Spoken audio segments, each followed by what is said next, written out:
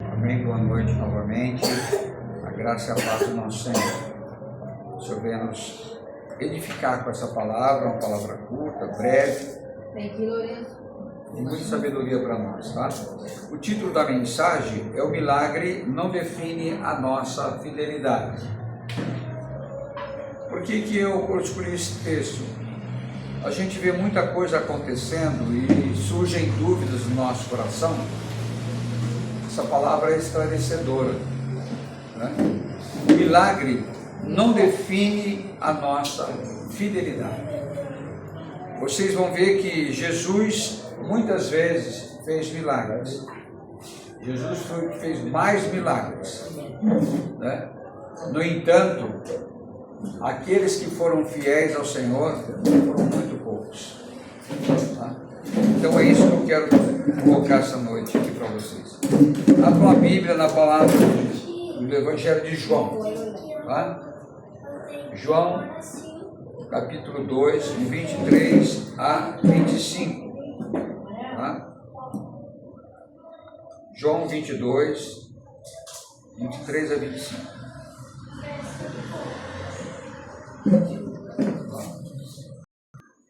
Estando ele em Jerusalém, durante a festa da Páscoa, muitos, vendo os sinais que ele fazia, creram no seu nome. Mas o próprio Jesus não se confiava a eles, porque os conhecia todos, e não precisava de que alguém lhe desse testemunho a respeito do homem, porque ele mesmo sabia o que era a natureza humana. Bom, aqui vemos Jesus, que uma multidão estava acompanhando Jesus, né? Mas interessante observar que essa multidão que acompanhava Jesus, vocês vão perceber aqui na palavra que eles iam atrás de Jesus mais com interesse. Eles queriam mais o que? Um benefício. Quando não era por fome, para comer era um milagre, né? Agora, a natureza do homem, como sabemos, ela já foi corrompida lá no Éden, lá no princípio. Quando o homem perdeu a comunhão com Deus, ele afastou-se de Deus, ele foi expulso do Éden, já não havia mais esse vínculo de comunhão com Deus. E o que acontece então? A partir dali, todos seguiram o mesmo padrão, né? Um pecou, todos pecaram, né? A raça caída. E lá em Romanos, que nós estamos estudando, nós vamos entrar nesse detalhe, no capítulo 5, verso 12, olha o que diz lá. A gente já leu sobre isso, mas é importante a gente reforçar, né? Romanos, então, capítulo 5. Romanos 5? Você está mais rápido que eu. 5, verso 12. Romanos 5, 12. Romanos 5, 12. Ele diz assim, ó: portanto, assim como por um só homem entrou o pecado no mundo, e pelo pecado a morte, assim também a morte passou a todos os homens, porque todos pecaram. Então não tem como, tá? O homem está com a natureza pecaminosa. Não há realmente nada de bom na sua natureza. E Jesus, ele, claro, né, foi exatamente isso que ele disse, só voltando lá ao verso que ele falou, né? Vendo os sinais que ele fazia, creram nele, mas o próprio Jesus não confiava nele, né? Porque conhecia todos. E não precisava de que alguém lhe desse testemunho a respeito do homem, porque ele conhecia essa natureza. Então, a natureza do homem caído, Jesus não se iludiu que uma multidão fosse atrás dele. Aliás, se você ler o Evangelho direitinho, você vai perceber que, às vezes, Jesus, quando vinha aquele tumulto de gente, muita gente para cima dele, ele fugia. Sempre dava uma desviadinha. Ele dava uma escorregada ali, arrumava um jeito de sair fora. Porque ele sabia que poderia dar alguma coisa errada, né? porque ele começou a ser mal visto, né? Então, se ele até fazia, não é chegada a minha hora ainda, né? Ninguém toma a minha vida, mas é eu que a dou. Mas se Jesus não ficasse assim muito esperto, o pessoal queria liquidar ele antes do tempo. Claro que não ia acontecer, né? Não ia acontecer porque não era chegada a hora dele ainda, tá? Mas é sobre isso que nós queremos refletir hoje. Nós vivemos um tempo assim, um tempo muito estranho na igreja, no evangelho, coisas absurdas acontecendo. Eu até confesso para os irmãos, eu andei parando de ver porque estava fazendo mal, sabe? É tanta coisa estranha acontecendo. Eu só entendo isso, né? Que o povo de Deus, ou entre aspas, o povo de Deus, estão perdendo a direção. Estão perdendo o foco, né, do evangelho genuíno. E hoje você encontra de tudo. De tudo, tudo absurdo, coisa que você acha que é a mais absurda de todas, tem. Não dá nem para comentar, né?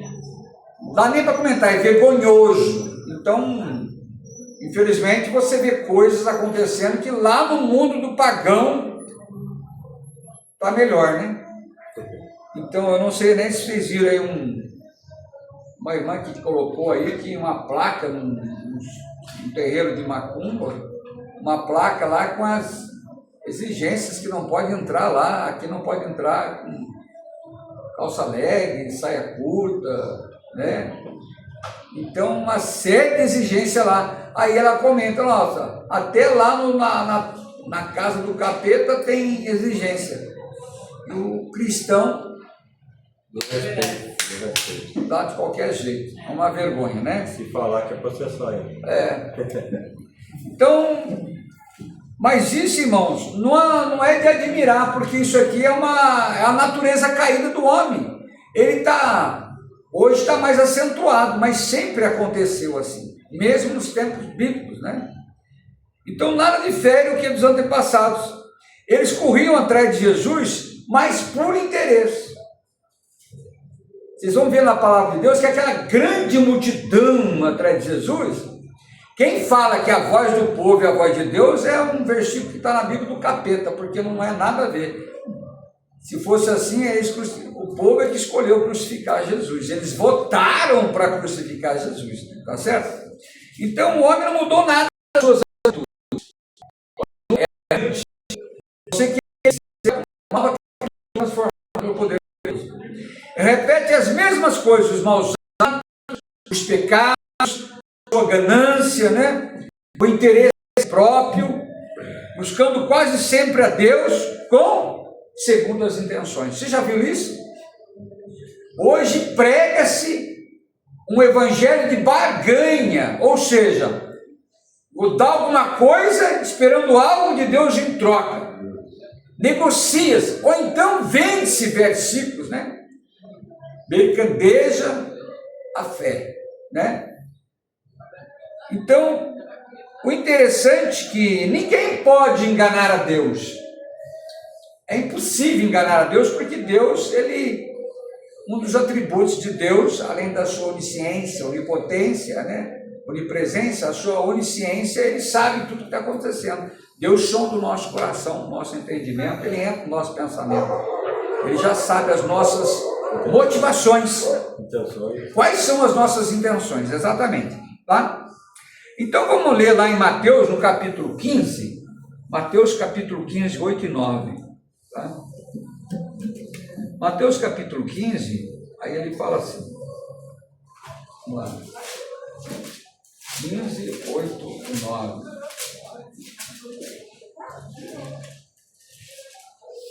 Aí fala assim, este povo, ele honra-me com os lábios, mas o seu coração está longe de mim.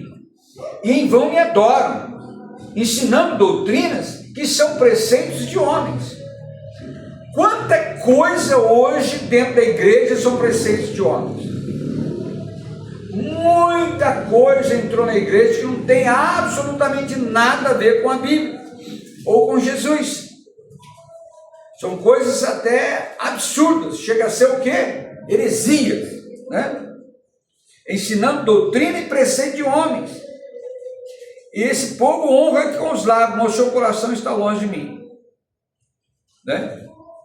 Eu ouvi certa vez que dentro da igreja, a hora que a gente mais mente, já eu falei sobre isso aqui, é na hora dos louvores.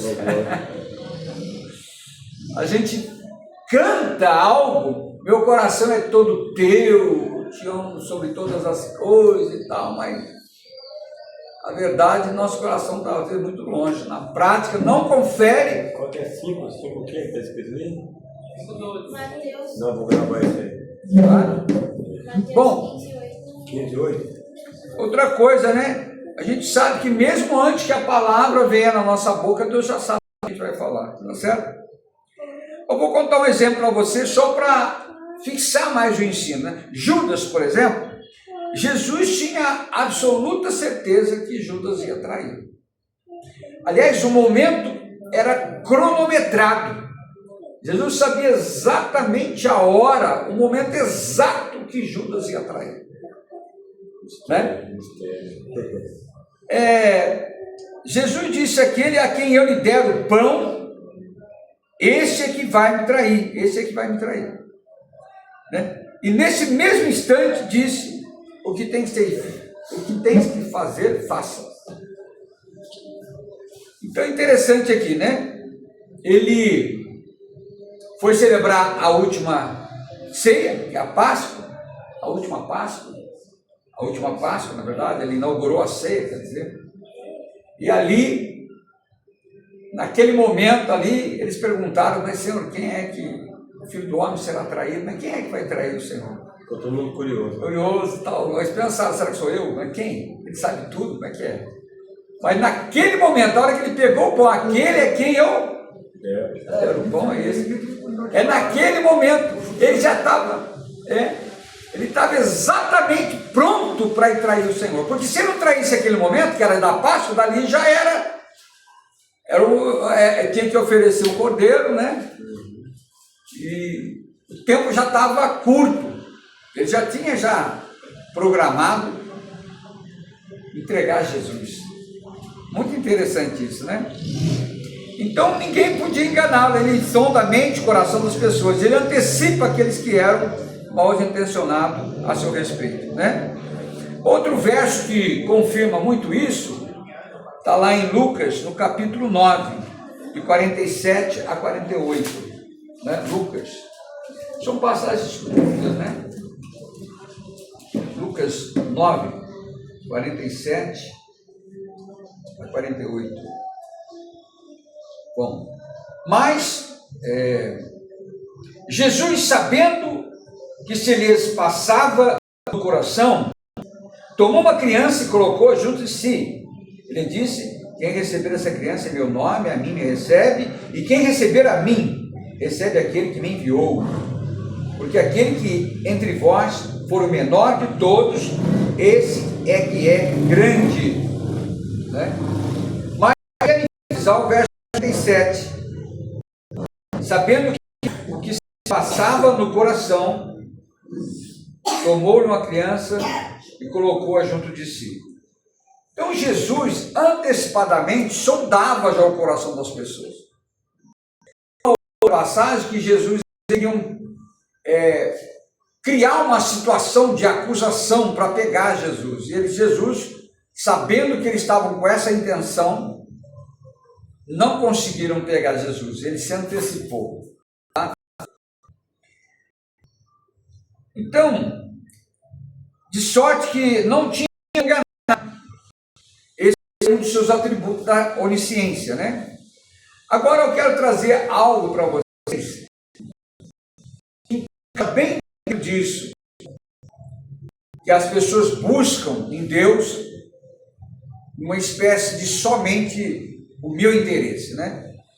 Tem um livro que eu li há algum tempo, um pastor que tem umas palavras maravilhosas, eu admirava muito ele, depois eu deixei de segui-lo, tá? Devido a algumas coisas que aconteceram, eu parei de seguir. Quando eu percebo que alguém não está mais dentro da palavra, então eu excluo da minha vida, excluo, né? Mas é um livro que eu tenho, eu li, eu quero até trazer sobre ele aqui, é muito bom, tá? Esse livro ele diz a maldição da expectativa. Interessante. Nós devemos ter expectativas em Deus? Claro que sim, ele não diz que não. Eu mesmo sou uma pessoa que incentivo vocês a sonharem com as coisas de Deus. Ele diz no aspecto negativo, quando nós criamos expectativas que não procedem exatamente de Deus. São sonhos que nós alimentamos que não coincidem com o plano de Deus. Ali, ao invés de ser bênção, atrai para nós o quê? Maldição. Maldição. Né? Exemplo, eu profetizo algo que não tem nada a ver com a Bíblia. Você já ouviu uma profecia que está aí? Uma profetada disse que a pessoa ia receber uma televisão de 50, 60 polegadas. Vê se isso é de Deus, né? Pode ser até que Deus dê. Certa vez também alguém me contou aqui que estava uma irmã profetizando para um irmão, ele ia casar, mas ele já era casado. Só que ela não viu, ela não percebeu a aliança, né? Então, existe, dependendo da expectativa que você cria no seu coração, você vai sofrer uma consequência daquilo. E aí pior, em muitos casos a pessoa joga a culpa em Deus. Poxa vida, eu vim para a igreja, eu dei minha casa lá e dei o meu carro lá. Não recebeu nada. Não recebeu nada, né? Esses dias um irmão estava contando para mim que o rapaz ficou tão revoltado porque ele tinha recebido um pagamento e ele entrou numa igreja, não vou dizer o nome, e ali foi tão persuasivo, mas tão extravagante a solicitação de dízimo e oferta, de fazer um pacto com Deus e não sei o quê, papapá, que tudo que você quer você vai receber, e se você crer, você vai receber aquilo que Deus vai te dar. E você tinha que dar o seu melhor, então ele deu, ele estava com o seu salário no bolso, ele deu todo o salário dele. Chegou em casa, ele quase apanhou da mulher, né? Porque ele não conseguiu pagar água, luz, fazer compra, criança, passando fome e tudo mais. Ele ficou muito... Aí ele criou uma certa revolta. Mas quem foi o idiota? Foi ele mesmo. De cair na mão do lobo, né? Na mão do lobo, do golpe. Ele tem golpe, exatamente. Tá? Então, essa maldição da expectativa diz respeito a exatamente isso. Coisas que você não deveria criar expectativa. Não tem absolutamente nada a ver. Tá? Então nós colocamos expectativa que não diz respeito à vontade de Deus, ou coisa que Deus não disse, sai da boca de uma pessoa que não tem nem unção de Deus para isso, né? Tá bom?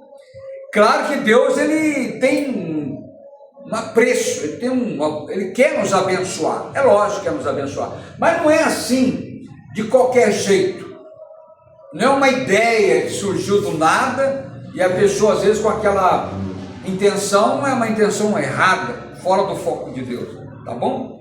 Então Deus, ele pode sim nos abençoar, mas não é uma obrigação de Deus fazer aquilo que você quer. Tem coisas, eu já disse aqui, é bom que você aprenda isso, você saiba disso, tem coisas que Deus nunca vai te dar. Você pode pedir a vida inteira aqui, não vai acontecer, ou porque não é a vontade de Deus, ou porque é fora do propósito de Deus, fora de tempo, né? Bom, agora eu quero falar sobre o abandono dos infiéis. Normalmente, os infiéis é que abandonam o Senhor, porque os fiéis permanecem, né? Às vezes estranhamos porque de repente, do nada, alguém que tanto parecia ser fervoroso no caminho do Senhor, fulano, olha, mas fulano, olha, fulano quer te dar notícia que não está mais servindo a Deus. Ele deixou o caminho do Senhor e voltou, né, como a porca, o porco volta ao vômito. Né? Aí você fica meio sem entender, mas uma coisa eu deixo claro para vocês, sem sombra de dúvida, é uma pessoa que não tinha um conhecimento sólido no Senhor, não tinha uma experiência de conversão com Jesus profundo. Não foi ensinado certo. Não foi. Então ele cria expectativas em Deus que não absolutamente tem nada a ver, tá? Aí você vê pessoas assim, abandonou a carreira, abandonou a fé, trocou Jesus por qualquer outra coisa, sem muito valor, tá? Ou talvez tenha passado por uma grande decepção e não soube separar, né? O que é também um princípio divino que o homem planta, ele colhe. Então, eu falei aqui, acho que foi semana passada, sobre Demas. Demas abandonou Paulo, por quê? Porque ele amou o presente século. Eu até expliquei o que é o presente século. Qualquer um de nós estamos sujeitos a isso. Se nós não vigiar o nosso coração e começar o quê? Fletar, né? Dar uma paquerada com esse mundo aí, começar a olhar muito as coisas do mundo, rapidinho o mundo vai entrar no seu coração e você vai amar esse presente século. Eu quero dizer para você que nós estamos no mundo, mas não somos do mundo. Nós temos que andar nesse mundo olhando para as coisas do céu. Se o nosso coração apaixonar pelas coisas do mundo, meu amigo, do noite para o dia você dá um tchau. Dá um tchau para Jesus, dá um tchau para a Bíblia, dá um tchau para a igreja e perna para quem tem. Vai para o mundão.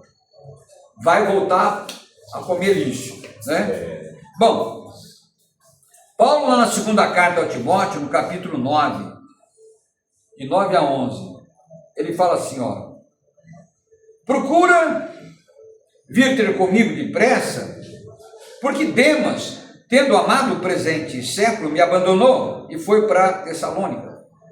Crescente foi para a Galácia. Tito para a Dalmácia. Somente Lucas estava com ele. Toma contigo Marco e traze-o, pois me é útil para o ministério.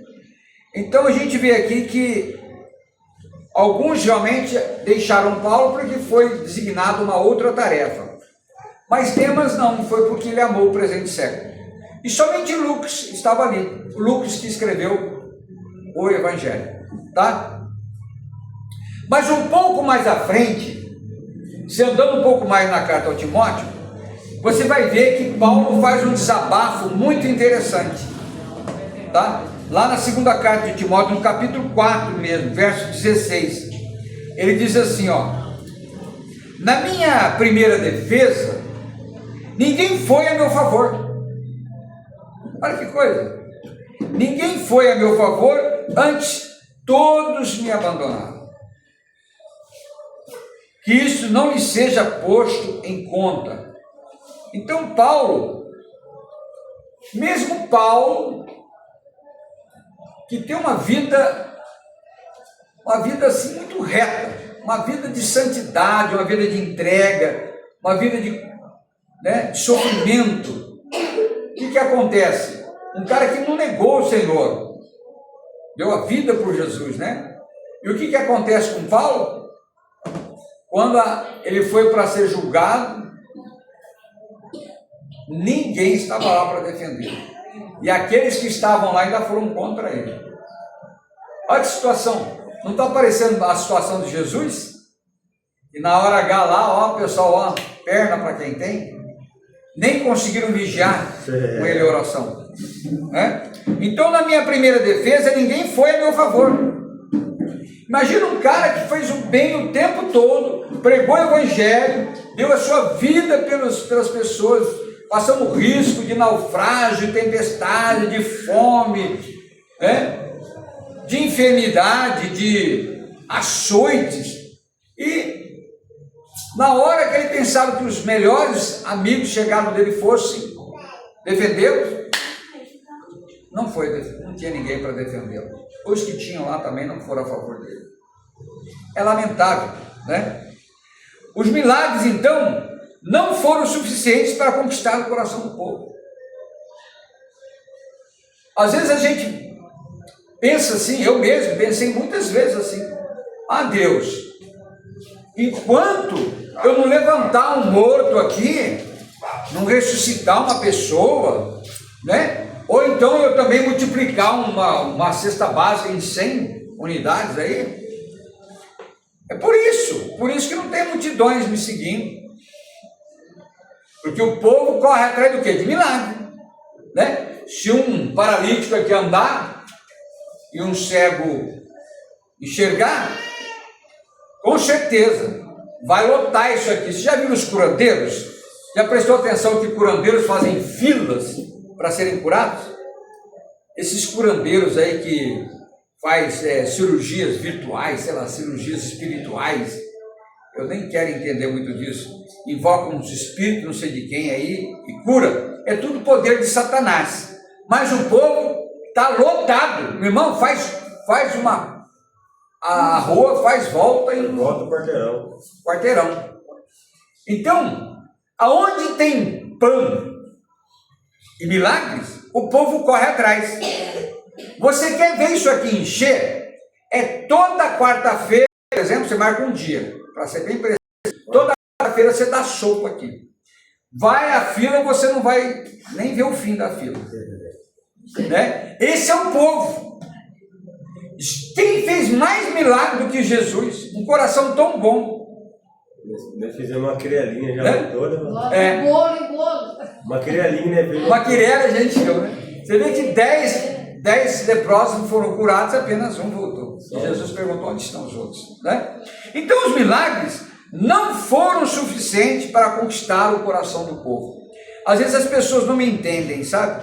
Mas a igreja não dá a cesta básica. A igreja, ela só se compromete com aqueles que são fiéis. Nós não vamos sair aí vou cadastrar a família para dar a cesta básica. Aqui não é assistência social. Entendeu? Não vai ter condição. Se você der 200 cesta básica, no próximo mês 300. A igreja não tem essa função. A gente às vezes confunde isso. A Bíblia fala para cuidar da viúva, dos órfãos, né? Cristão que é necessitado. São os necessitados entre nós. Sim, claro. Mas aqueles que absolutamente não têm nada a ver com o Senhor, não estou dizendo que você não deva fazer isso, tá? Não deva. Você pode dar esmola, dá sim, dá quem te pede, tá certo? Mas não é essa a função da igreja. Então, ninguém fez mais milagre que Jesus em tão pouco tempo de seu tempo, né, de sua estadia aqui conosco. Né? E no João, ele tem um negócio interessante. Lê lá em João capítulo 21, 25, João. Olha só que interessante. Esse dia eu estava refletindo sobre isso. João 21, verso 25. Olha que interessante. Vamos ler o 24, né? 24, põe 24, 25.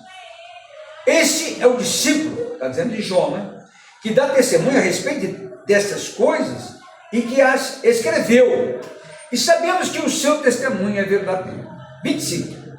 Há, porém, ainda muitas outras coisas que Jesus fez. E se todas elas fossem relatadas, uma por uma, eu creio eu que nem todo mundo inteiro, creio eu que nem no mundo inteiro caberiam os livros que seriam escritos.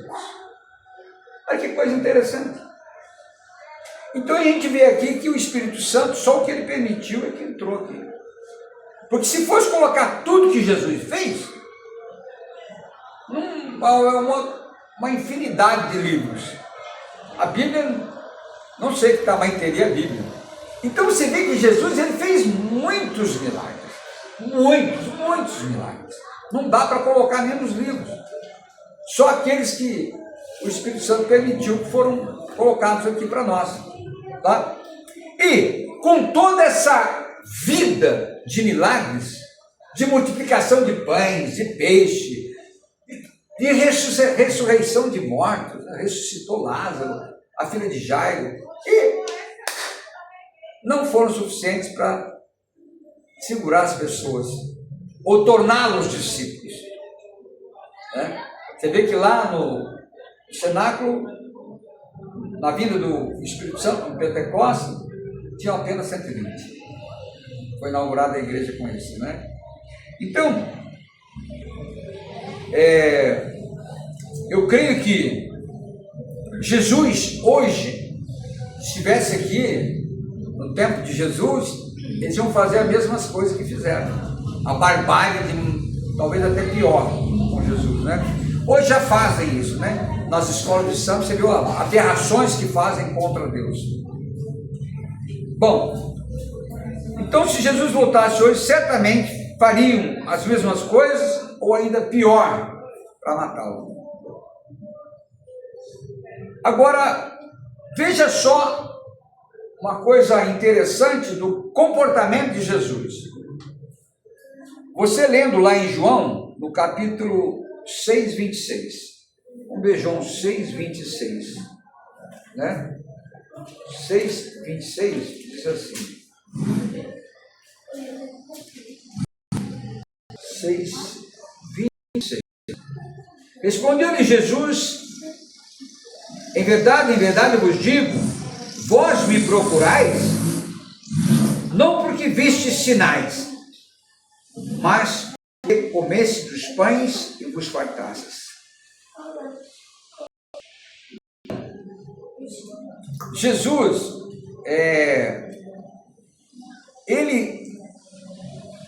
aqui ele ficou, de certa forma, irritado com o povo, né? Porque aquele povo, onde ele ia, ele arrastava uma multidão. Ia para lá, o pessoal ia. Ele pulava no barco, pregava no barco, daqui a pouco ele ia para o outro lado, o pessoal corria do outro lado para estar lá também. Aquele povo ia atrás de Jesus, por quê? Não. Vamos atrás de milagre. Pão, milagre. Eles comeram, sobrou, colocaram em cesto, talvez até tenham levado para casa, não sei, os pães. Então, esse era o grande interesse daquele povo. Corriam atrás de Jesus apenas para seu próprio benefício, tá? Esses eram seguidores ocasionais. Quando as multidões não buscavam Jesus por conta de comida, era por conta de milagre. Muito, infelizmente, essa aí é uma grande verdade. Deixa eu ver se eu acho um outro verso aqui. Leia João capítulo 6 mesmo, verso 2. 6, verso 2, olha só. Seguiu numerosa multidão, porque tinham visto os sinais que ele fazia na cura de enfermos. Então aqui está confirmado. Ou eles vão atrás de Jesus por causa de cura, milagre, ou por causa de pão. Mas comprometer-se com Jesus, esse povo, da boca para fora, o coração deles estão nus. Me louvam da boca para fora. Tá? E assim age as multidões. As multidões são assim que andam. Então quando você vê, cuidado, você vê igrejas lotada, noite da cura, noite da bênção, libertação, não sou contra isso. Mas isso denota ou faz lembrar aquela multidão também que seguiu o Senhor. Seguiu o Senhor só por conta o quê? Dos seus benefícios, né? Enquanto agradam e satisfaz as suas ambições. Por exemplo, eu prego aqui a teologia da prosperidade. Você nasceu para ser rico, para ter muito dinheiro, para ter um carro, um super carro, tá certo? Porque Deus não quer você pobre nunca. Isso é falso. Pobreza, miséria, Deus não se agrada disso. Mas eu pregar nesses tempos também errado, isso é uma certa ilusão que eu estou pregando. Então, enquanto não agrada e não satisfaz uma pregação que coça os ouvidos, tem pregador que, por exemplo, ele tem uma plateia fantástica, porque ele fala só o que eu quero ouvir. Se eu for falar só o que você quer ouvir, eu tenho certeza que você vai gostar muito, né?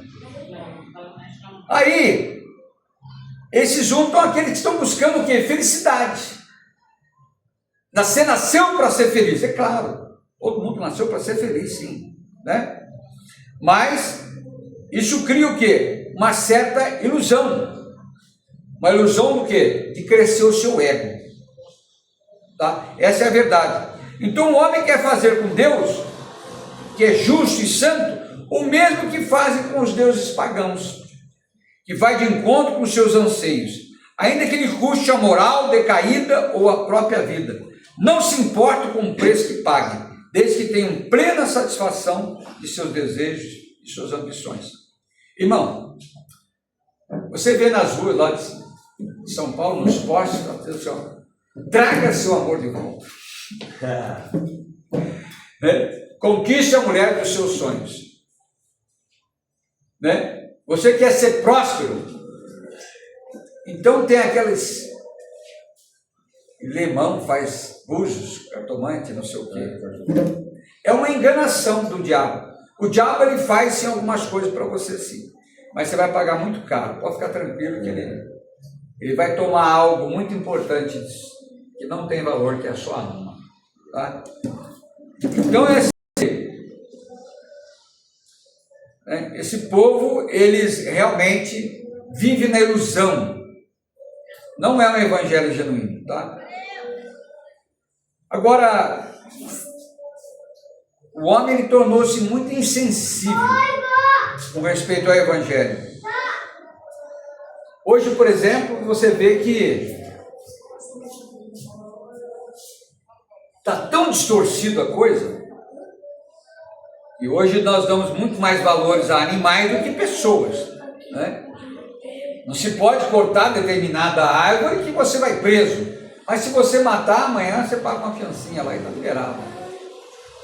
Então os valores estão muito invertidos. Não sou contra, não sou a favor de devastação, não sou a favor de nada contra a natureza, nem contra os animais, né? Hoje gasta-se fortunas aí de cachorro, enquanto que uma pessoa uma cirurgia no SUS, ele morre, mas não faz. Você tem, infelizmente, tem que falar essa verdade, né? Bom, os sinais facilmente, irmãos, nos enganam. É uma coisa que a gente tem que estar atento para isso, que se a gente ficar muito focado só em cura, milagres e sinais, não que Jesus não faça. Eu creio sim. Eu creio que o poder de Deus continua agindo no nosso povo. Mas eu quero aqui ler para vocês, para a gente já encerrar, essa palavra é curta. É Mateus no capítulo 24. Vamos ler essa passagem que ela é muito pertinente à nossa ministração de hoje. Mateus capítulo 24, verso 23. Tá? 23, vamos ler até 28, tá bom? E depois nós vamos voltar no Mateus capítulo 7, daí a gente termina, tá? Vamos lá. Mateus 24, 23 a 28. Então, se alguém me disser, eis aqui o Cristo, ou ei-lo ali, não acrediteis, porque surgirão falsos cristos e falsos profetas, operando grandes, o que está escrito aí? Grandes sinais. Olha só. Falsos profetas operando grandes sinais e prodígios. Para quê? Para enganar. E se possível os próprios eleitos. Vede que vos tenho predito. Portanto, se vos disserem, eis aqui, ele está no deserto, não saiais. Ou, ei-lo no interior da casa, não acrediteis. Porque, assim como o relâmpago sai do oriente, se mostra até o ocidente, assim há de ser a vinda do Filho do Homem. Onde estiver o cadáver, aí se ajuntarão os abutres. Claro que essa passagem tem um fundo escatológico, a vinda de Jesus. Mas aqui também não deixa de estar muito claro que os falsos profetas, eles fazem sim sinais, prodígios, milagres, e, se possível, os eleitos serão enganados. Por quê, irmão? Porque falta conhecimento da palavra. Se a pessoa está pregando ou fazendo milagre fora da base da Bíblia, fora dos ensinamentos bíblicos, se está invocando outros deuses, espíritos, não sei mais o que, pode ter certeza que não é Deus que está fazendo, é o Satanás mesmo que está fazendo. Tá? Vamos lá. Para encerrar aqui, vamos ler uma outra passagem, que é: os sinais facilmente nos enganam. Os falsos profetas, né? Leia aí Mateus no capítulo 7. Mateus capítulo 7, verso 14. 7, verso 14. Vamos ao 15. Vamos lá para o 15, tá? 15. Vamos ler de 15 até 23. Olha só que palavra interessante. Vou ler até devagar.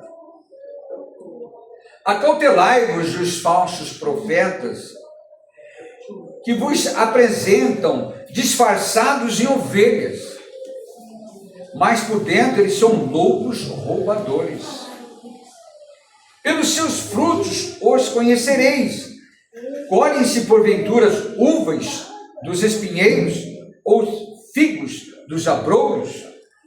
Assim toda árvore boa produz bons frutos, porém a árvore má produz frutos maus.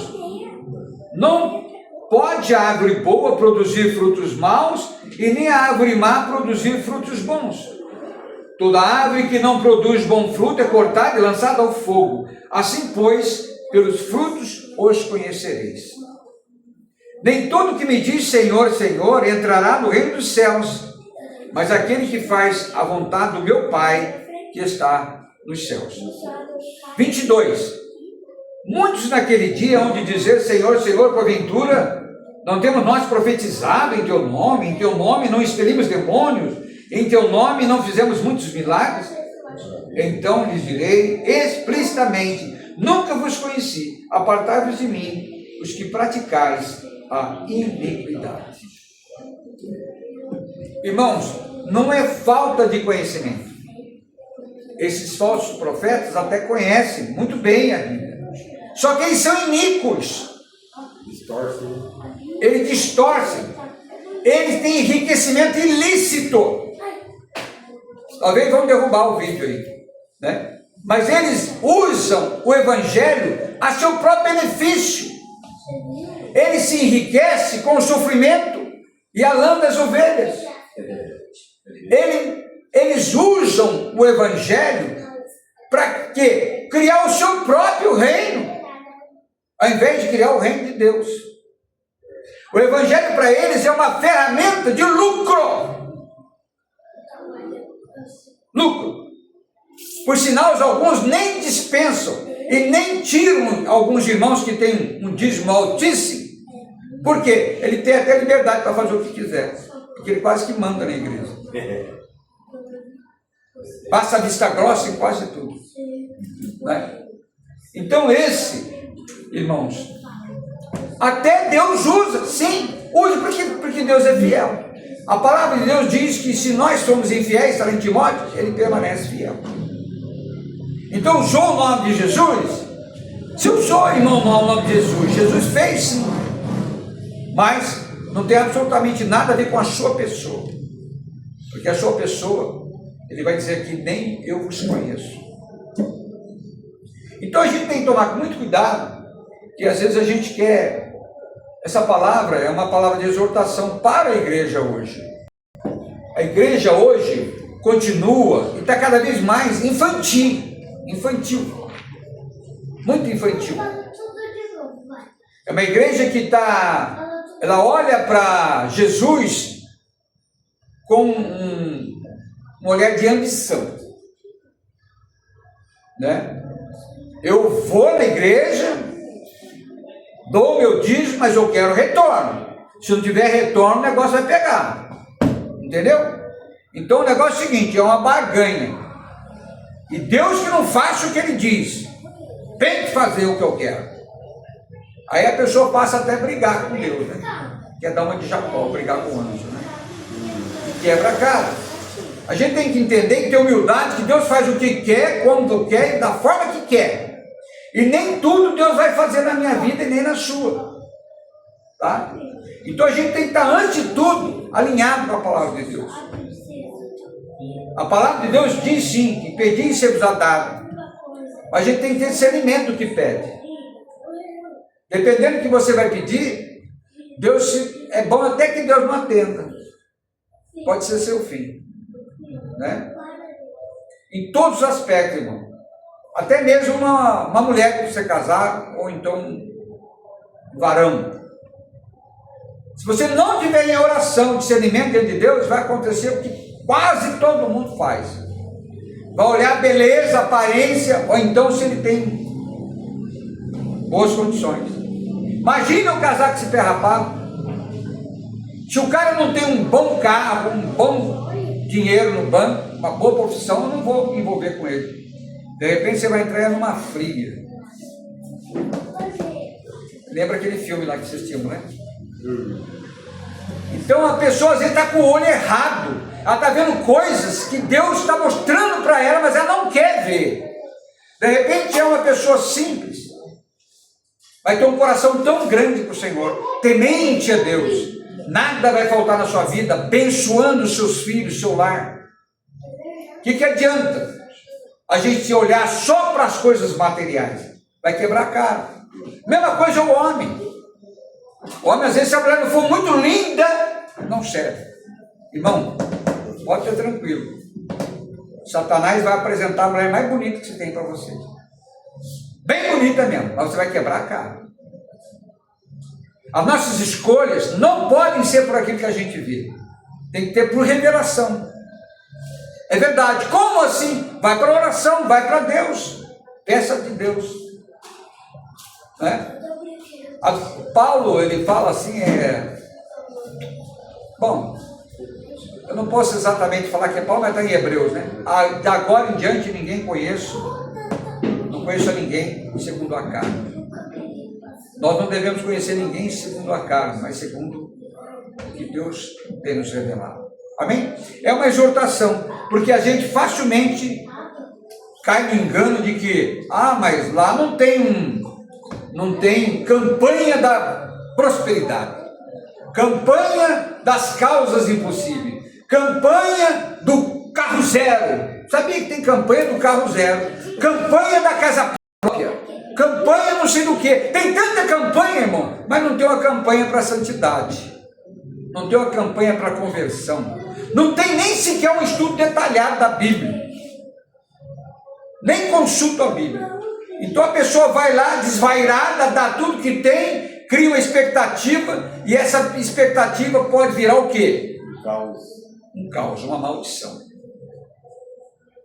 Né? Então esse não é o evangelho verdadeiro. Muitos distorcem o evangelho, tá? Então, nem sempre. Nós oramos, vocês sabem que eu oro por enfermos, visito os enfermos, seja qual for a enfermidade, eu creio que Deus é Deus dos impossíveis, que Ele cura as pessoas. Mas, eu já digo a verdade, nós oramos, cremos na palavra de Deus, mas o que prevalece é a vontade de Deus. Não porque eu não creio, eu creio, mas Deus vai fazer o melhor, aquilo que Ele quer que seja feito. Tá? Amém? Tem pessoas que chegam para mim, a pessoa está com 96 anos já, e, pastor, eu quero orar para que a pessoa levante da cama, e ela quer que a pessoa tenha a mesma vitalidade de uma pessoa de 40, 35 anos. Falei, irmão, tenha paciência, né? Quantos anos a pessoa já está idosa? Eu sei, mas ela também precisa descansar, já não tem mais condições físicas. Vamos orar, vamos abençoar, que Deus multiplique os dias sim, mas também fique em paz. Se Deus levar, está com Ele. O mais importante não é quantos anos vai viver aqui, é a qualidade dos anos que você vai viver, se você realmente está vivendo em Deus. Não adianta viver 100 anos aqui e não estar na presença de Deus. Melhor então que viva pouco, como Enoque viveu e Deus o levou. Tá bom? Amém? Vamos orando, ficar de pé, vamos orando. Amém? Vamos orar. Encerrar esse vídeo. Tá? Pai, eu entrego essa palavra em tuas mãos, que essa palavra possa alcançar muitas vidas. Senhor, que tira as vendas dos nossos olhos, que a gente não seja enganado, né, por um príncipe deste mundo. Jesus diz, vem aí o príncipe deste mundo, mas eu não tenho nada a ver com ele. Pai, nós queremos ver com os olhos espirituais. Dá-nos discernimento, sabedoria, maturidade, Senhor, a gente possa escolher aquilo que vem de Deus e aquilo que são doutrina dos homens, que são ciladas, para que a gente possa cair em rascada. Meu Deus, em nome de Jesus, abre os nossos olhos, santifica-nos na verdade, que a gente tenha um coração dócil para ser ensinado por Ti. Santifica-nos e guarda-nos na Tua palavra. Abençoa todos os irmãos que um dia possam ouvir essa palavra, em nome de Jesus Cristo. Amém. Graças a Deus.